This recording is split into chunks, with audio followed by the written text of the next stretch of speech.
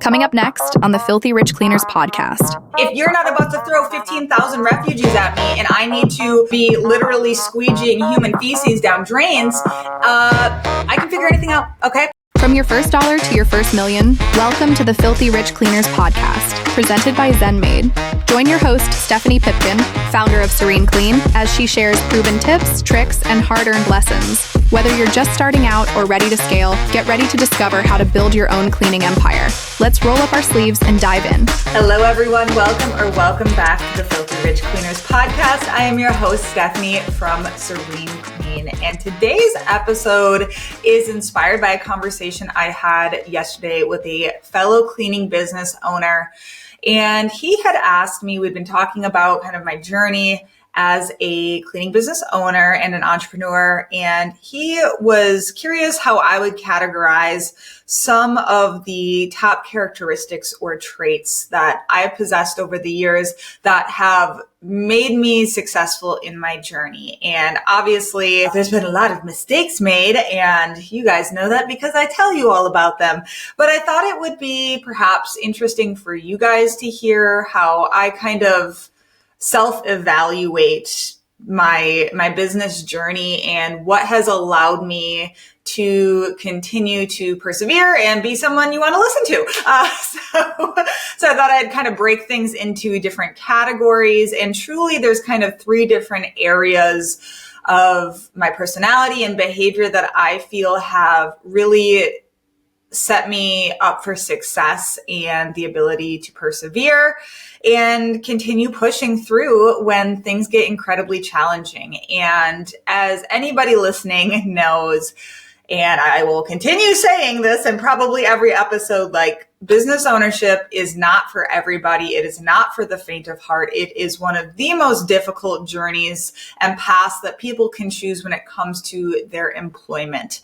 I also think it is one of the most potentially rewarding types of work that we can do, of course, but it truly can be a prison that we shackle ourselves in if we are not careful. And, you know, it's very easy, I think, for everybody to look and see like, oh, Stephanie, look at, you know, I might go have a margarita after this. I don't know. Like, I don't have to be anywhere I don't want to be. And that's a cool thing. And that's not to be said in a bragging way. It's said that is absolutely possible to go and have that eventually. But I had to trudge through a lot of shit to get to the point that I am here. And we still deal with a lot of problems, of course. You never get away from having problems in your business. You kind of just graduate to new problems, or the same problems keep popping up in different ways and you have to continually adjust from there. So all of this whole episode is definitely in no way, shape, or form me trying to like brag or say I'm all that or anything like that. It's more just so I feel like a very frank analysis of like, okay, why the heck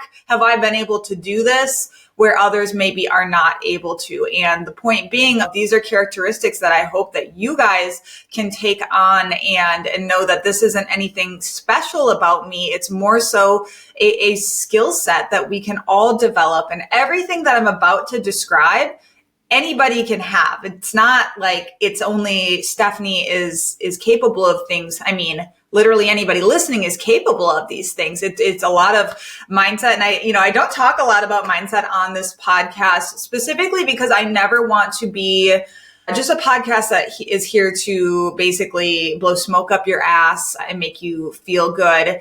I really want this to be a place that you learn and I give you very practical advice. However, honestly, looking back at the beginning of my journey when I was cleaning a ton and it was just so overwhelming, I watch motivational content all the time. Not just, I actually rarely watch cleaning business content. It was all like entrepreneurship stuff and reading a lot of books on personal development. So that's why I thought maybe that you guys would enjoy this, because I'm trying to put myself back in those shoes of like, I really enjoyed motivational content. I really enjoyed hearing about what sets somebody who is successful apart from those who fail. And honestly, I think the first thing, with not even getting into these three categories here, what I just said of I've failed at many, many things and then I kept going, right? And so I guess that is the number one bucket, I would say, is grit and resilience. So there's some great books on this topic, and one of them is called Grit, and it is by Angela Duckworth. It's a bit of a read,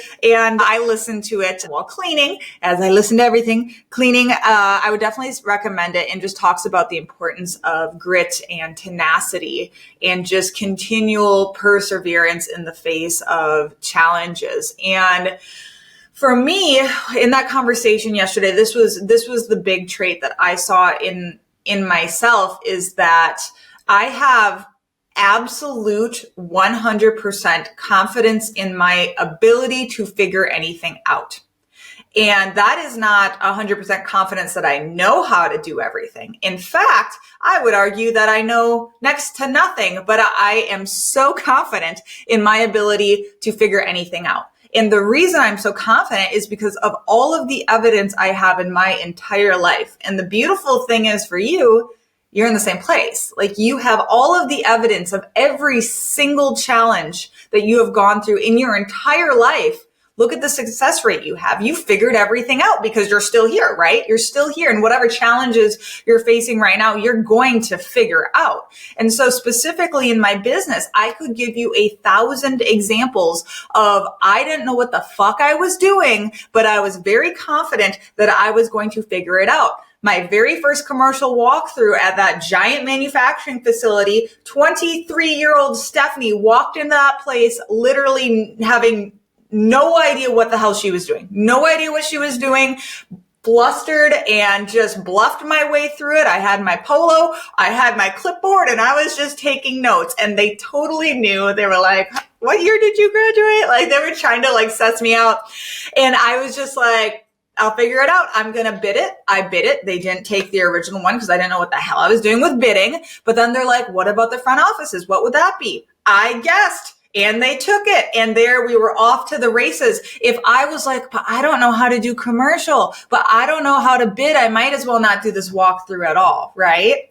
I didn't know how to build a website. I didn't know how to do estimating. I didn't know how to talk to customers in their houses. I didn't know how to do any of these things. And just like over time, looking at the large opportunities that we have taken on, the Fort McCoy job, that was $1 million project that my business took on. I literally got the call. I went and did a walkthrough at a barracks at our local military base. And they're like, "Okay, we're about to have 15,000 people show up here, refugees that we need to clean the barracks and all of the admin buildings." And it ended up being, they just kept adding more buildings on. And I was 25 when I went into that. And I had never done a military contract before. I had never dealt with anything like this. I was completely shooting from the hip, but it was showing up.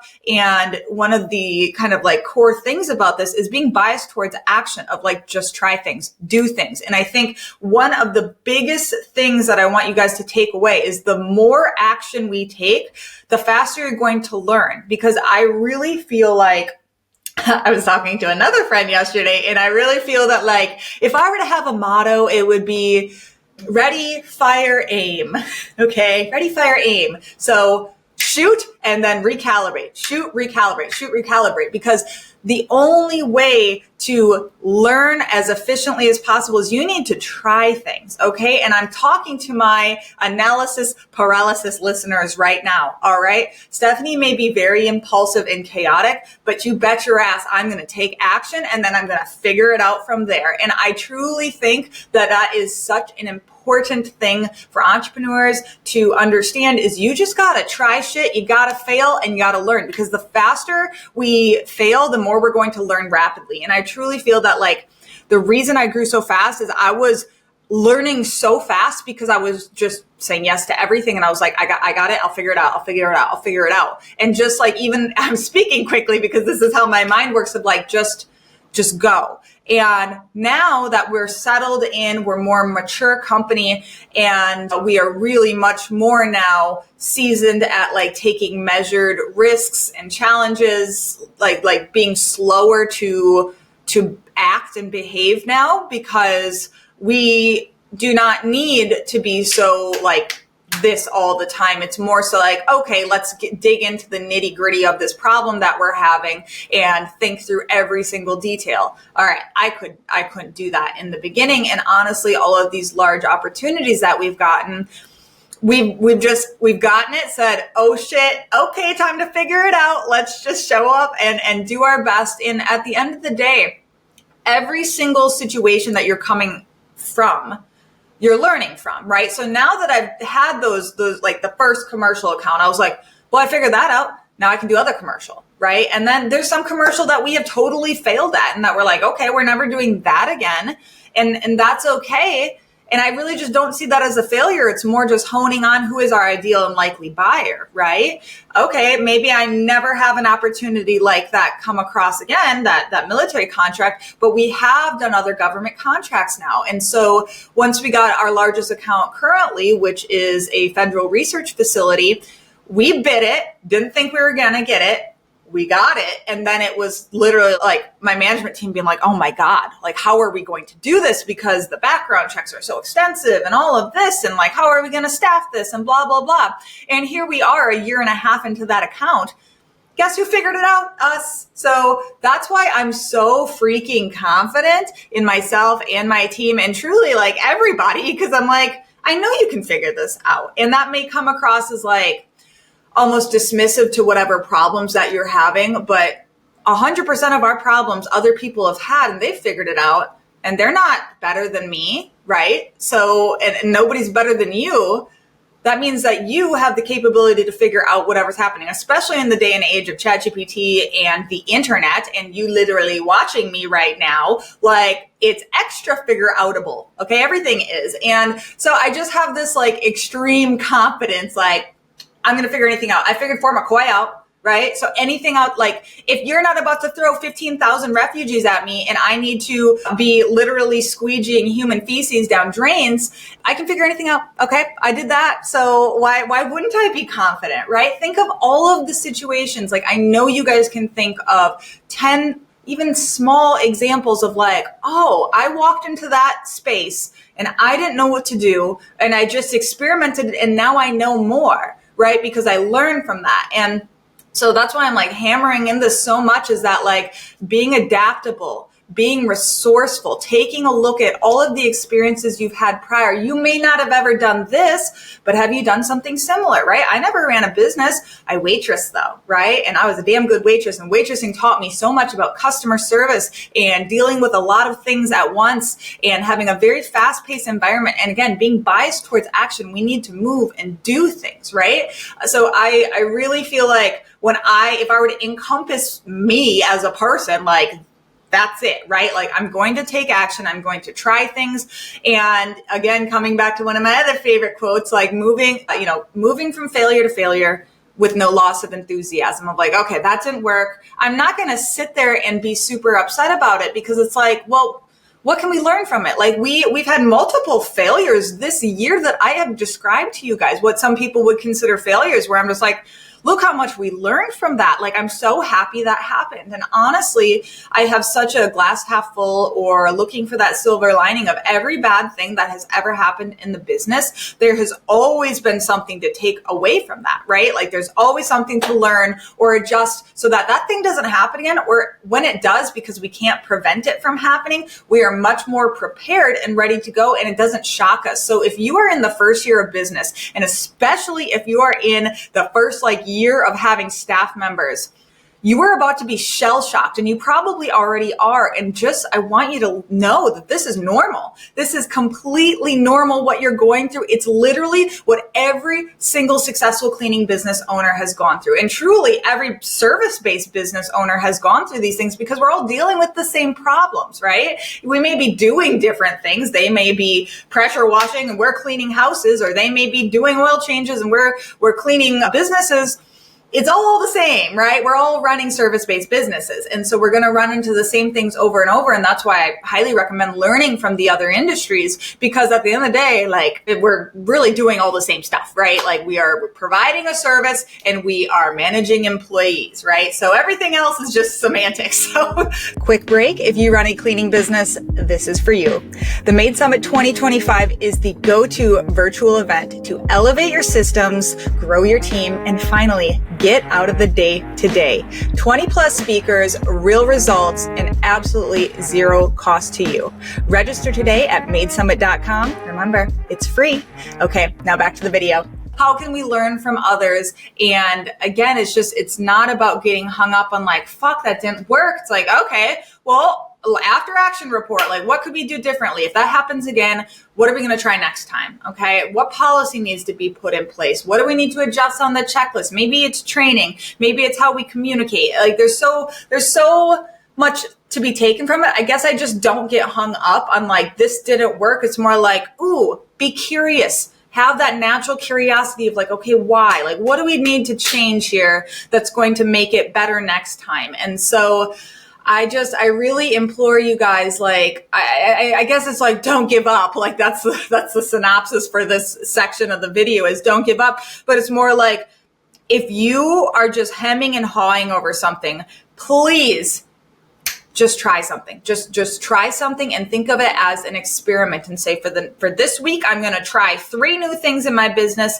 And this is why I think I really look at it like, this is my hypothesis of what's happening, and maybe it'll be good or not. So for example, like, something fun we're doing is, I've seen this before, is like, we're having an issue with cleaners not reading their notes properly on maintenance cleans, right? So maybe a client requests something different, and the cleaner's been there a lot of times, so they're like not reading their notes, especially in commercial. So what we're doing is we're hiding deep in the notes a little note that says they need to send a particular emoji to their manager chat, and they're going to get a bonus because of that. And so we're literally going to do this across the entire team. And I'm like, my hypothesis is like a third of them are going to get this at most. And so I'm like, this is so cool, as opposed to like me being like, oh no, like, what's wrong? Clearly we're failing because our cleaners aren't reading the notes. It's like, okay, this is a fun experiment. Let's see how many don't read the notes, and then we'll go from there. And we're going to put things into place, like more of these kind of rewards and bonuses, to make sure that they're doing what we want. It's like,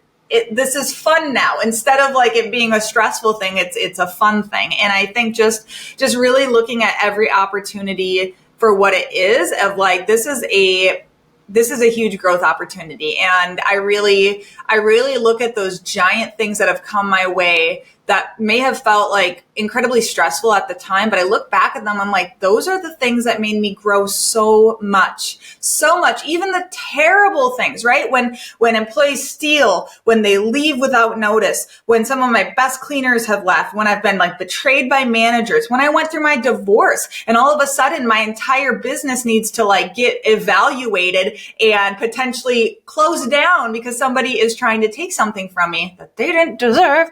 But whatever, on the episode for another day. But I've learned so much. 1, get a prenup, but 2, about what makes a business valuable, right? So that was really fascinating. I'm like, there's so much to learn from that, not only just from a professional standpoint, but from a personal standpoint. And I think just having this like relentless optimism and confidence in myself is just so valuable. Like, I've figured out every single thing in my life, and so have you. So it's like, you should be confident, and just, it doesn't mean be cocky. Like, there's totally a difference of like, you have proof, right? You have proof that you've gotten through this, and it really lowers your, I guess, aura of, I guess, desperation or anxiety, because it's just like, like, we're going to figure this out. It's okay. It's not the end of the world, even if it feels like it. And I know that a lot of you have gone through some horrific things, but you have persevered through those, and you're going to persevere and learn from anything that you're going through right now. So whatever that problem is, it's figure outable. Other business owners have gone through it. So go access those resources, ask those questions, learn, but then most importantly, implement and try.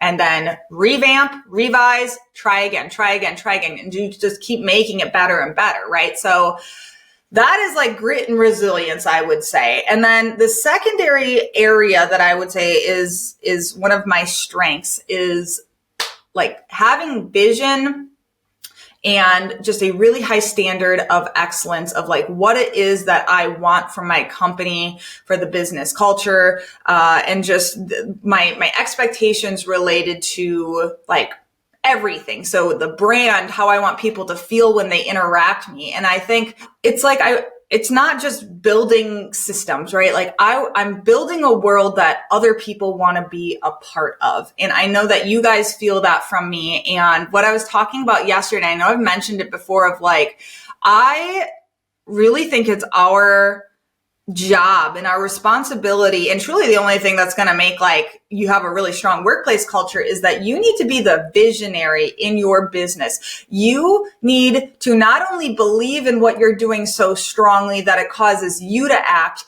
you need to be able to communicate that to other people so much so that they want to follow you. Right? They see the vision. You need to paint a picture. And it's like, it's just the whole, what we're doing. It's not just cleaning. We are literally changing people's lives every single day. My team goes out there and affects hundreds, if not thousands of people because of the commercial accounts, because of the families we're helping, just all of the things that we're doing. Like, that is impactful. It is important. And I truly feel that. And it's like, this is my life purpose, is to affect people in this way. And so I'm painting that vision, and that allows other people to see that vision and be like, I want to be a part of that. They want to drink my Kool-Aid. But if you're not able to paint that picture for them, of course, they're not going to follow you. Because when I look back at like that first year of business, I had nothing. I didn't have an office. I was a kid. I had no experience running a business. Why the hell would people believe in me and follow me? Why did customers hire me? Why did employees who started then, why are they still here today? It's because I had a vision, and I was able to properly communicate that to them and show them with my actions that I meant business. That even though what they saw was just, this kid, is like, I had no proof. I had zero proof that this thing was going to work. But it's like, I knew what I wanted, and I definitely didn't think it was going to be what it is now. Like, obviously that's going to change and shift, and it's probably going to grow beyond your wildest dreams at some point, because that's what's happened for me. And that's the goal, obviously, right? But like at that time, that didn't really matter. It wasn't like I was like, I want to have this cleaning empire. That wasn't it at all. It's like on a individual basis, I want for people to be cared for by me. And I want them to feel, loved in acts of service. And I want them to be able to trust that I'm going to take care of their home or their business at the highest level of excellence. And if I fuck it up, I'm going to make it right. So this just comes back to our core value of integrity. And like, I just had this really like high standard that's never changed. And I could see it, in the work that we performed. And I put things in place that have been like the cornerstone habit, like cleaning checklists, right? That allow that standard to be across so many staff members. And then combining that with like the creative vision and the branding savvy, I would say, of like, okay, it's not just about you having this in your head. It's about how you communicate this both verbally, but then all of your marketing, your website, everything needs to be very cohesive. And I feel like I've just always had a good eye for like making people feel things through those mechanisms, through those avenues, not just in the words that I say, but in the social proof that we use, in the videos that we create, in the types of terminology and verbiage that we're going to use and talk about. So much of the emotional side of having a house cleaner, right? Because there's just so much there. So it's like, for us, the branding vision has always been, we are an incredibly community-oriented company who really cares about the work that we do. And that is true. And I'm sure that's probably true for literally every single one of you that is listening right now. But is that being communicated with what everybody can see, right? And that really is what the brand is putting out what you want, the personality that you want your company to have. And if that's not clearly communicated through everything that you do, then it's just not going to be as effective. So I think that though I was very inexperienced in all of these like areas, I knew what I wanted. And I knew what was and what wasn't Serene Clean, right? And just using, your core values as your North Star of like, for us, integrity, positive and grateful attitude and family first, and then like showcasing that both with my actions, but then broadcasting that in my marketing and branding, and just being really, really, really consistent, I think. So just having vision and having a really high standard of excellence and being proud of that and communicating that effectively. And then finally, I think the last area that's made me really successful over the years is, having a knack, but then also cultivating leadership skills, as well as having a high level of like connection with other people. And I think that you can absolutely have a cleaning business where you don't connect with staff. This is truly like, this is a business, and it's like, it's recurring revenue and blah, blah, blah. All of the stuff I just talked about last week on KPIs and metrics, right? Like all of that, like just hardline facts and whatnot. But I feel that having a high level of connection and empathy has served me so greatly. It's absolutely burned me because I've got a bleeding heart, right?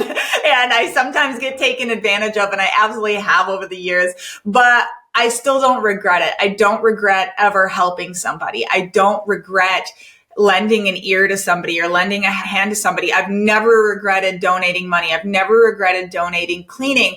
I've never regretted getting to know anybody. And all of these things have created a culture where my staff feels heard and seen and respected, where other workplaces have not done that for them. And I think, with leadership, I think, that we can make a whole episode just on the traits of leadership. Because when I say you need to be a good leader, or if you say Stephanie's a good leader, what does that mean? That's probably like 50 things that we're talking about within that one word. That leadership is truly just a lot of skills put together. I know I saw Alex Hormozy talk about this one time, or many times, where it's like, okay, that person's very charismatic, right? Like I would consider myself a highly charismatic person that people want to connect with. What is that though? What are the things that make people feel that way to me, right? Well, it's even just in my body language. It's making eye contact with you right now. It's being very expressive, using my hands, having a loud voice. That is typically, like I project. Like there's so much things that make me feel like a pure confident and seem charismatic, being silly, not taking myself too seriously, and being okay with messing up. Like, for example, you'll notice whenever I fuck up my words, we typically don't edit that out. And I'm like, I like that, because I want you guys to hear that I don't speak perfectly, as some of you comment in reels and like to make fun of some of the non-words that I say. Okay, that's cool. All right. Because I know when I started this podcast, or even just started speaking on videos, I was so hung up on if I would like stumble over my words or anything like that. But now I'm just like, but everybody stumbles on their words. Just move on or poke fun of it. And that makes you seem charismatic and likely. And I'm not some like narcissistic robot who is hyper analyzing everything that I do. But when you're on camera, like you start to notice behaviors that you do, and, repetitive things or whatever. And you can really get down on yourself. And I know if any of you have tried to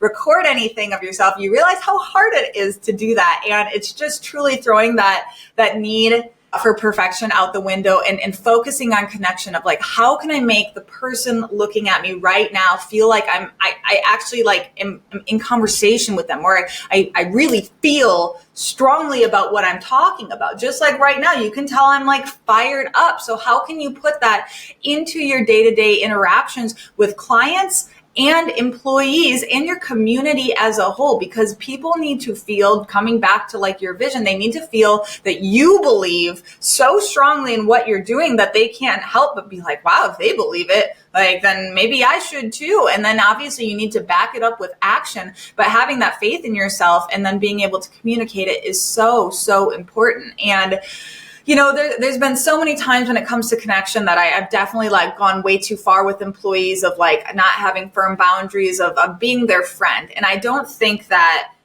that's what we're aiming for, is necessarily being friends with our staff members, but I want them to feel so highly respected. I want them to feel so incredibly cared for and seen as a whole person, and don't dismiss them.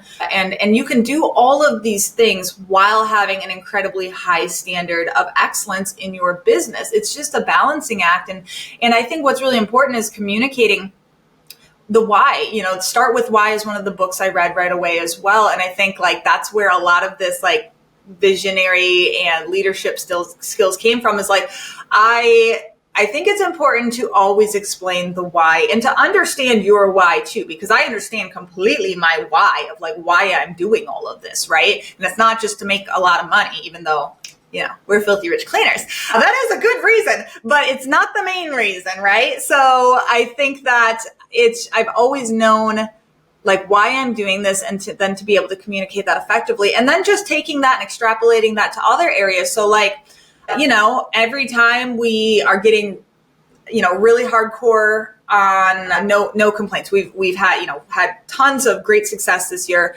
of long streaks of no complaints. And I always want to tie back all behavior back to the why, right? And for our employees, that means to serve them and to be able to be the best workplace possible for them. So that's one of my biggest whys, is I want to be the best workplace anybody has ever worked ever, right? I want them to come here and be like, holy shit, this is amazing. I've never been treated this way before, positively. I've never had benefits like this before in a job where I didn't have to have a degree. Like all of these things that I want them to have the life balance. I want them to have all of these things. And so tying a high standard of excellence to that why has been very fruitful of like, listen guys, you know how we just had 11 weeks of no complaints? That's why we are able to grow, because people leave us reviews. People have great word of mouth. They're telling their friends and family like that this company's great because we have such high standards of excellence and are very strict on that.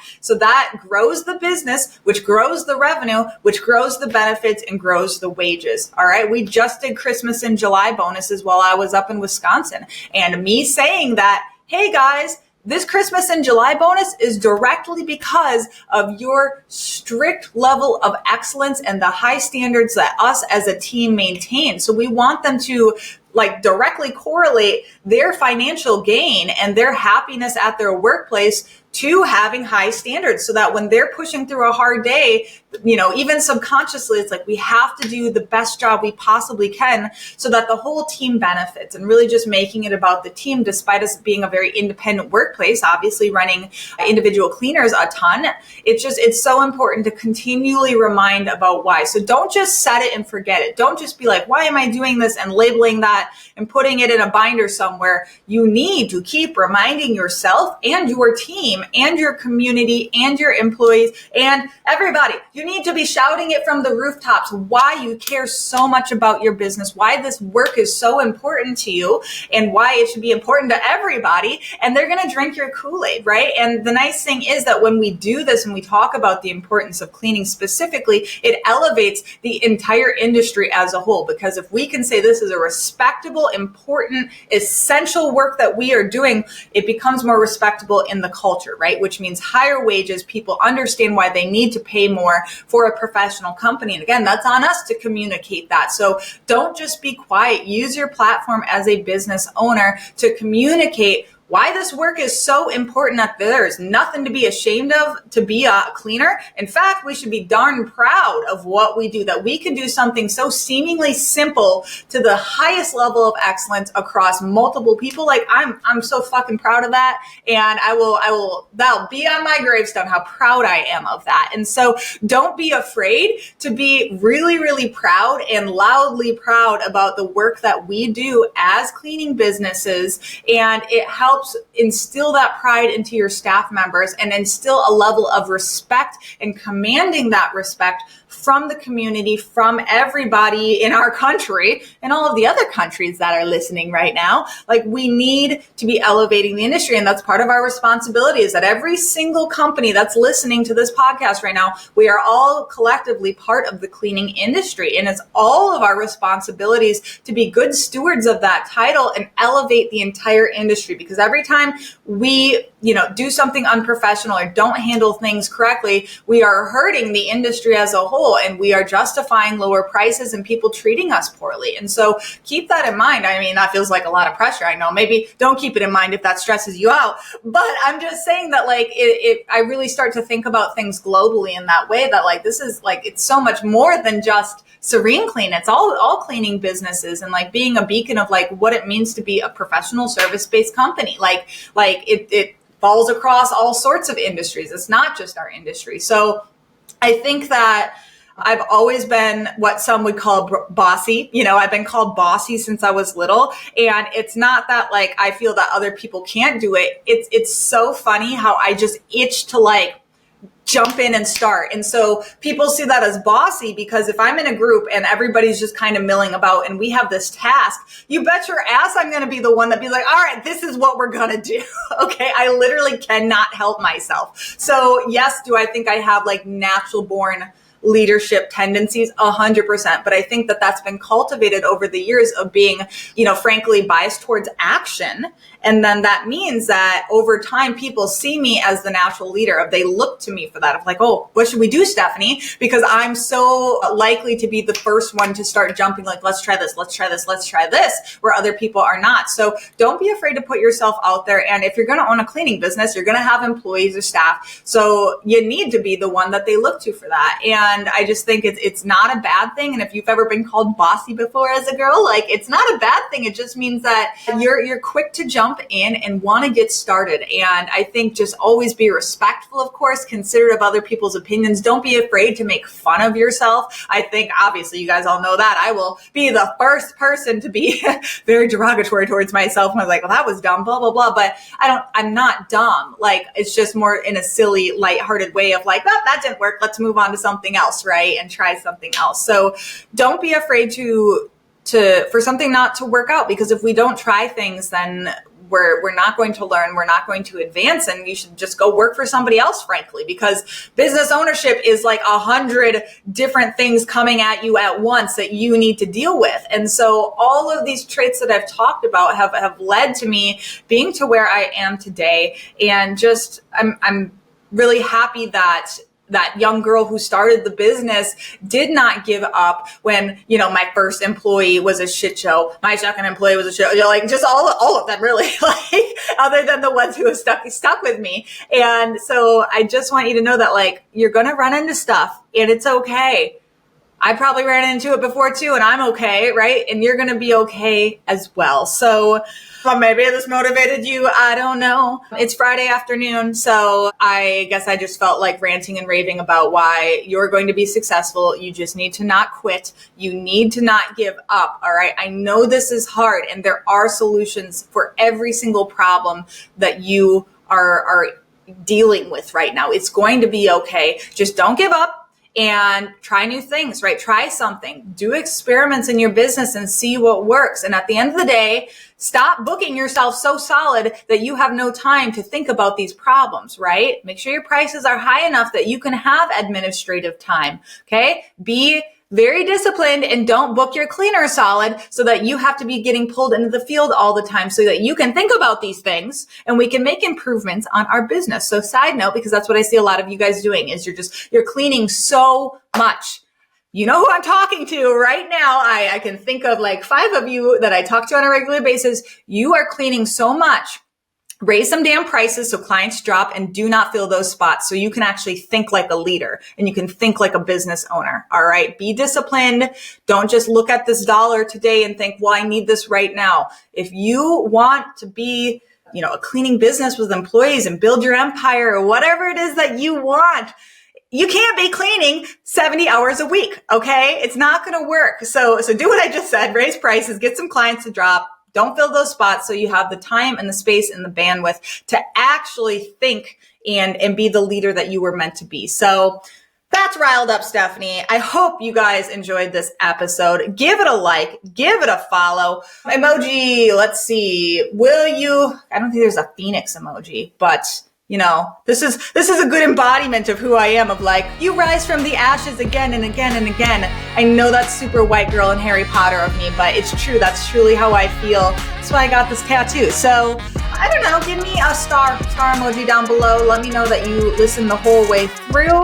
Let me know if any of this resonated, guys, and I will see you in the next episode of Filthy Rich Cleaners. Bye.